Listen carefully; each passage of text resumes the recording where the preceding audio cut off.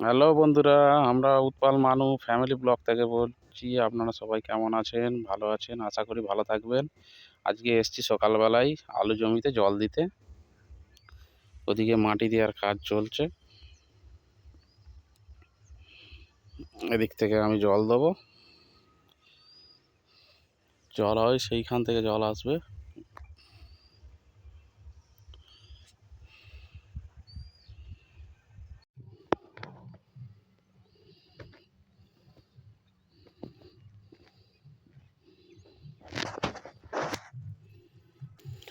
এদিকে জল দেওয়া হচ্ছে আলু জমিতে।